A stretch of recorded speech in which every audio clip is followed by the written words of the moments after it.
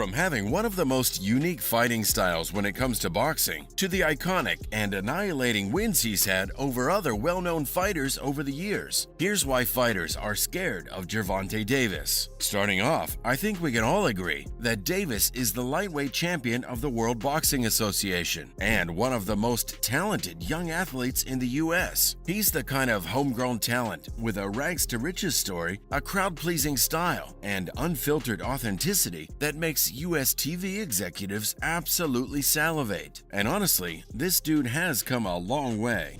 Obviously, look, we stay focused. This is the focus right now, Ryan. But you and Bill Hader been throwing low, you know what I'm saying?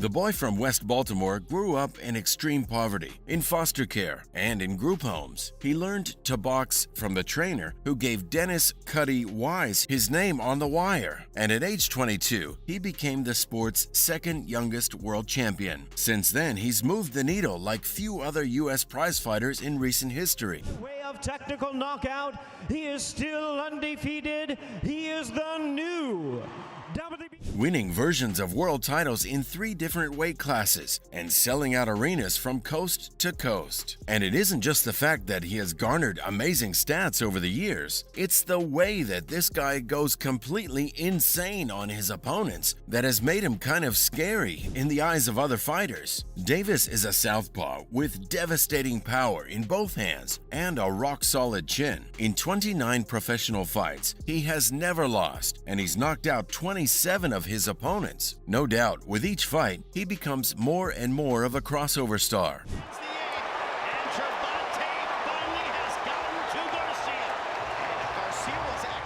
So I guess the real question is, how exactly has Davis become such a feared name in the industry? And what exactly is he doing that has enabled him to win so many fights? Well, you see, one of the obvious things is, of course, his style of boxing. Davis is very good at counterpunching, which he shows by being very patient. When he's up against better opponents, he likes to study them before setting up his very sharp power shot.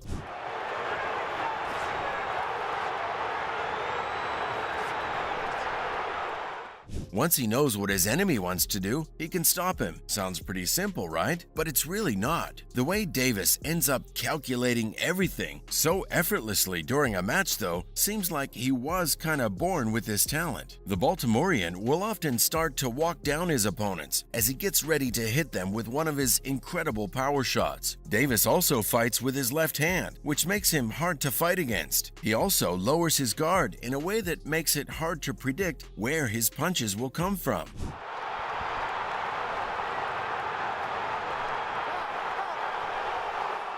And yeah, there are many other things too, like the fact that he never attacks the same place twice, or that he believes constant attacks on the body are an effective way of wearing someone down. But I think the one thing this fighter is just absolutely known for is his killer ending. Tank Davis's great ability to finish is, of course, what we all love about him too. He likes to do a few things, but his gazelle hook disguise is one of his most popular ones. This is a great move because you can tell where the punch is going to land, because he puts a lot of effort into attacking the body in the early rounds and changes up his attacks. I mean, hey, constantly changing your strategies sounds like the best strategy to me. This makes his opponent unsure of what to do and makes them let down their guard. Davis can also add more power to his punch with just a simple bend of the waist and head. If you look at some of his fighting videos, his lead hand is also in a lower position, making it look like it might just be a jab. This is because of how his hands are set up. Yep, multitasking is just a part of this guy's lifestyle. What can I say? Now that we've got that over with, let's not forget some of his insane fights over the year, like the one with Shakur Stevenson. Davis's win over Romero gave him a record of 27-0 with 25 knockouts. This made him one of the most popular new stars in the sport. Keep in mind that Shakur Stevenson is also on the list. He has won titles at 126 and 130 pounds, and his wins over Yamel Herring and Oscar Valdez were especially impressive. Honestly, Davis should be on the list of possible opponents for the second man if he keeps going up in weight to try to win a title at lightweight. It would be a similar contrast in styles to the fights between Lomachenko and Haney, with the athletic boxer going up against the violent and strong aggressor. On the list of some of the most talented opponents Davis has gotten and successfully destroyed comes his match with Leo Santa Cruz. In October 2020,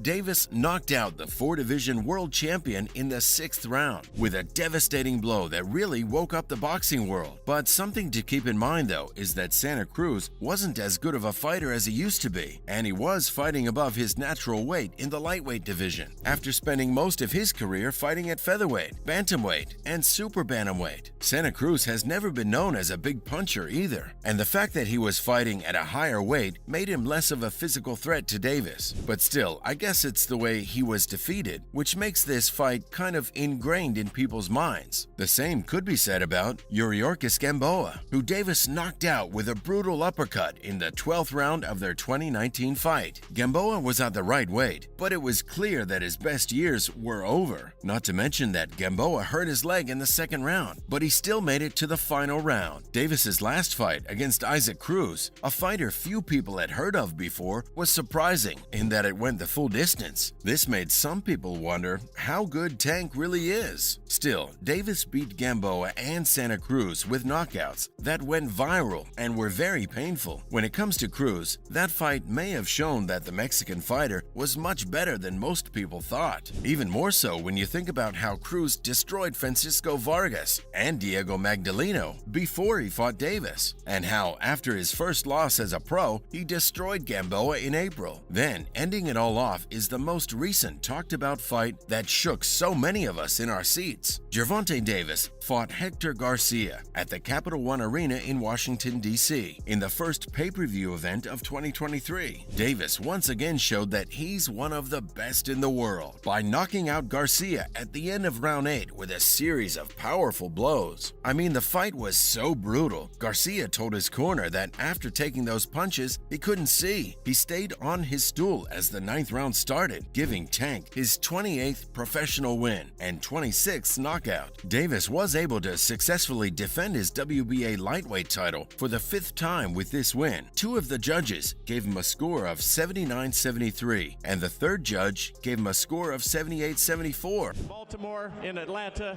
and now Los Angeles.